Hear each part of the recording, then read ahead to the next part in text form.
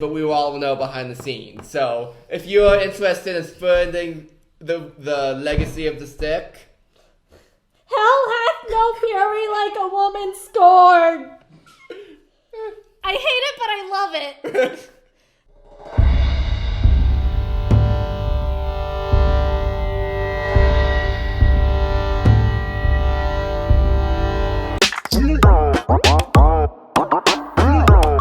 So basically, if you give $10,000 to Xenu, you can go clear, and then you're going to be allowed to meet Tom Cruise.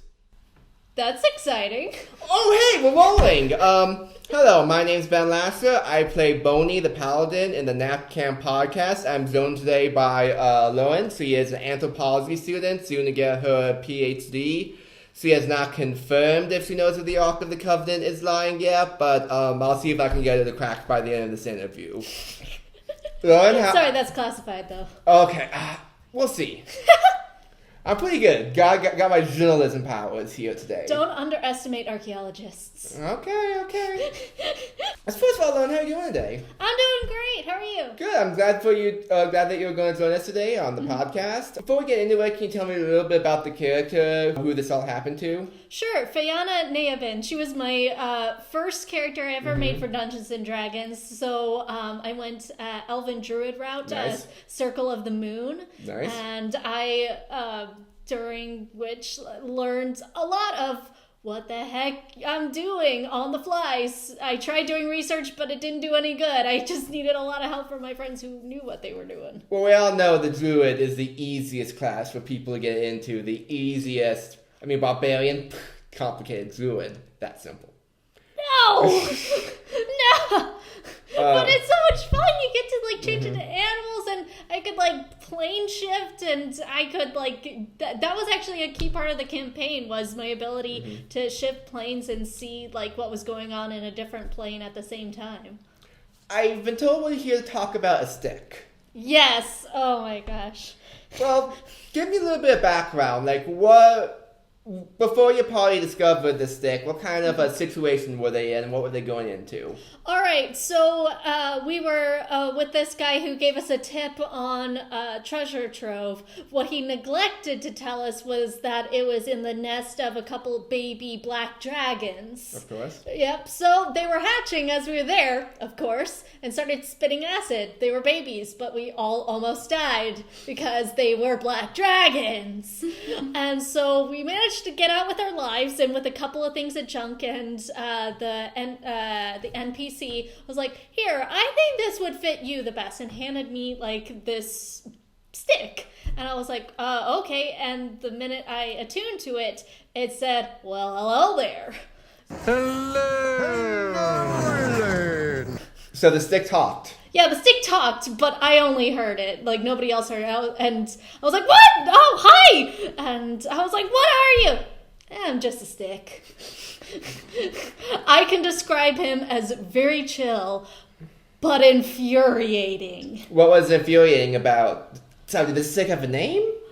No, he didn't. Because, in his words, he's just a stick. Okay, Mr. Just a Stick. Yeah, it was... Oh my gosh. It was infuriating because I could not unravel the mystery of this stick.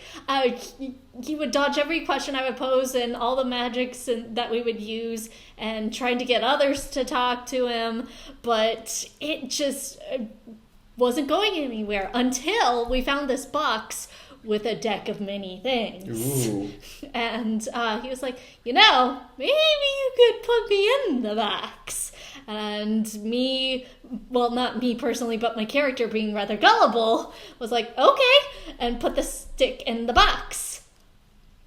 It turned into said box. The stick was no longer magical, but its essence was transferred into the box, which once held the deck of many things.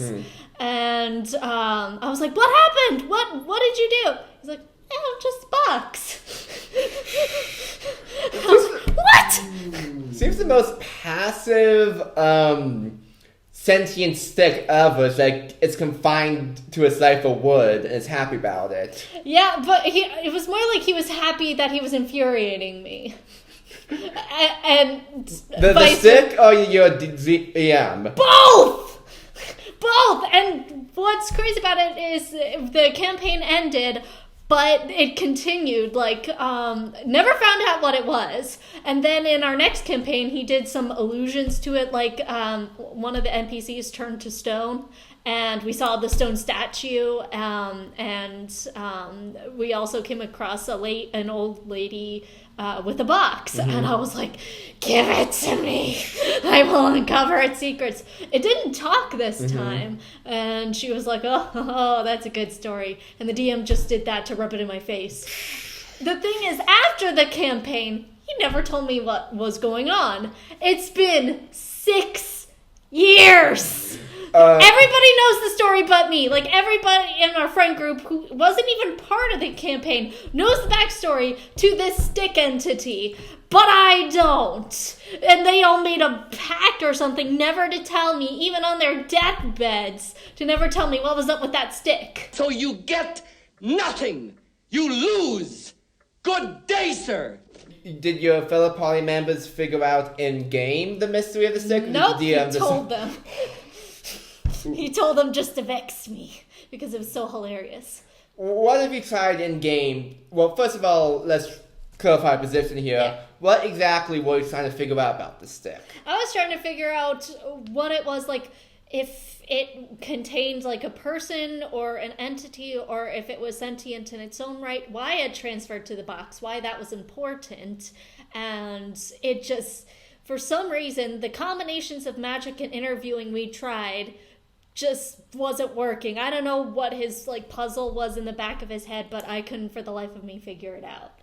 And the stick's trying to become a box. Yeah. Did it accomplish any goal through sending to become said box, or is it just a box now and that was enough? It was a box.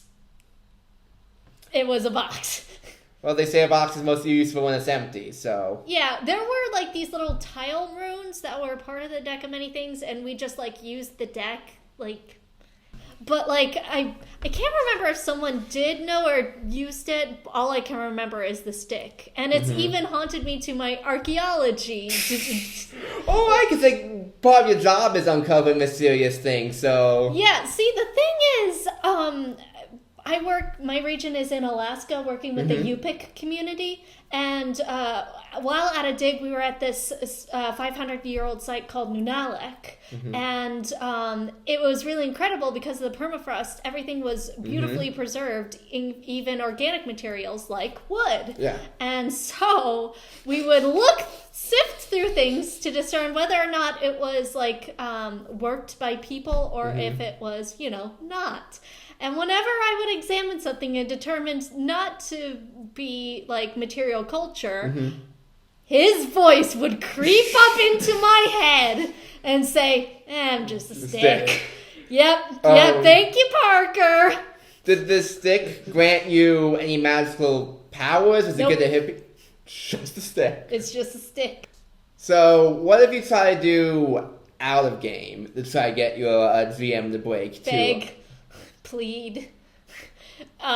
Say, hey, I'm in the hospital. Wanna ease my pain with a story or two? Were you in the hospital at the time? Oh, no, not at the time. Just I have some chronic medical issues that have to do with muscles and stuff. Okay. But it's fine. I'm fine. I'm not dying, thankfully. But yeah, I would do the whole sympathy card. Hey, want to tell me what the stick was?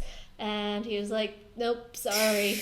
I promised myself I won under any circumstances, which I respect, He held true to his word, and so was everybody else. And it's all in good fun, though. How far has this man gone to keep the secret? I don't know. It's just my friends are sort of in on the joke, and so and plus they get good reactions out of me when they do little references here and there, saying, "Oh, you found a box," and I just glare at them. It's not like it's part of the canon. It's just they throw it in just to. But again, all good fun. I can't hate them for it, even though I'd really like to, but I don't. Okay. Honesty time. We've shared a few secrets. We've shared a few fun. I need you to be honest with me here. Yes. If the situation were reversed, and one of your party members had a stick they were trying to figure out the mystery of, and you knew it. Would you keep it, or would you tell them? See, I am a wimp. And so it would be very difficult for me. Like, if they didn't want to know, then yes. But also, like, if I were, like, doing it and it was part of the story, I wouldn't. But, like, I don't know if I would be even able to keep the secret since I'm bad at that. You would not be able to withstand the type of begging you gave your No! friends. I would want to make them feel better. Like, not that they didn't want me to feel better. I mean, of course they did. In fact, they went out of their way to take care of me and stuff. But, like, I am a weakling when it comes to secrets, and I cave. But, like, I'm not, like, total weekend. I'm weakling. I mean, I dig in the dirt for months on end. Yeah. It's, I may be noodle arms, but I am strong. Yeah. But, like, I would probably tell them. And, do you have any particular fondest memories with the stick? Did you ever use the stick to accomplish the goal? Did you ever try to use the stick to accomplish the goal and fail? Or? I think how it's become such an inside joke with my friends that it's kind of become like bonding. I've known my friends for like 8 years now, and we still do D&D together, even though we've gone our separate ways to different colleges or jobs or moving or what have you. But like we're always connected by this infuriating box/stick, and it's followed me into my career. It's you know, part of me doesn't want to know, but even though I really do want to know, but like the best part of it wasn't the gameplay, it's the memory that it's made in our friend group. Can I get your best guess of what's going on with the stick? Maybe it's possessed by an entity or like a way of entrapping a being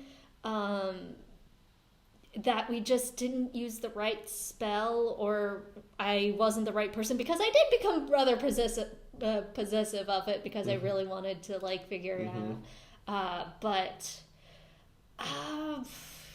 Parker's really creative, so he could have thought of a million things. Okay, Parker, is your DM? Yeah. Okay, might I propose my own theory? Yes, absolutely.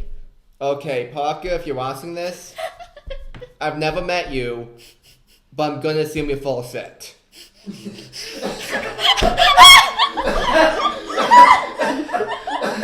sorry, Parker! Listen. You can also call him Bugaboo Mittens. Listen, Bugaboo Mittens. Sorry. I think this is an Al Capone's vault situation. Or like the suitcase in Pulp Fiction, where you didn't know what the hell to make this stick. You just decided, oh, it's just a stick. And you never want to come up with an idea, so you just decided to learn, and that's what you told your friends. That's what I think it is. So, Parker, if you're watching this, I think you're full of shit. How do you agree with my theory? He can be a maniacal genius when he chooses to, so I don't know if it would be brilliant to not have anything to do with it, but I'm pretty sure he had a story in mind because, like, he's devoted a lot of time and effort into, like, characters and gameplay, so, I mean, I want to give him the credit when credit's due, but also he can mess with me, so I don't know. Was there ever a breaking point with you where... I lost my insanity? Yeah, where basically ago. but was there a particular moment where you just not knowing what the stick was crushed you? I wouldn't say crush because I still can laugh at myself, but like at the end of the campaign and when he brought it back like as a reference in our next campaign, like I was like, I could have known, but I just didn't. I wasn't enough, but I really do think that he has a story in mind. Assuming Parker isn't full of shit. Yeah, assuming that, yeah. Okay, listen, Be Parker. kind. Parker, I'm reaching out to you now, man to man, D&D creator. If you want to prove me wrong, and you do have an explanation for what the heck this stick is, please email the show at natcampod@gmail.com. Tell everybody but me! I'm not going to tell her. I promise you I'm not going to tell her. Oh, no. You can know, I will know, and we'll block her from all of our social media accounts so the fans will know. No! So we Please can don't do. so we can spread this story to everyone in the world except Lowen. So Fair enough. if If I make an archaeological discovery, you're never gonna find out about it. You'll never. Well, actually, you will have to publish. Never mind. You won't get to know where the Ark is. You won't know where the box is. I'm not. Well, if I open it, I die anyway. So that's Yeah. probably for the best. Yeah. What if it's just a box? Listen. So See, that's the point where I lost my sanity with Yeah. this. That right there. So, Parker, if you want to prove me wrong and prove that you're not full of shit, please email natcampod@gmail.com. And we will, listen, I haven't gotten our GM to agree to this, but I think he will. If you can send us an explanation of what the stick is to NatCamp Pod, we will try to put the stick into a podcast. No! And we can spread it to new audiences. We will never record what it is, but we will all know behind the scenes. So, if you're interested in spreading the legacy of the stick, Hell hath no fury like a woman scorned. I hate it, but I love it. Parker, if you're hearing this, I'm sorry, but not sorry, but I hate you right now. I love you, but I hate you. This will be great and terrible. well, Yep. I think we've pretty much covered this stick/box. You mean shtick. Stick, yes. / Craven Edge / multi-dimensional transcendent being. Is there anything else about the stick, the box, D&D, or just anything else in the world you'd like to share with us? No, just thank you for having me. This was fun and infuriating, much like the stick, so. Much like D&D. Yes. Well, thank you very much for joining us here today. I'm Ben Lasser. This has been On a Roll. Please follow NatCamp on YouTube, on Spotify, on Stitcher. We are everywhere where podcasts are published except Apple Podcasts, because fuck those guys and their formatting. Please subscribe to all of our different channels for more fun interviews like this, for our Real Play D&D podcast, and I hope to see you all around the campfire.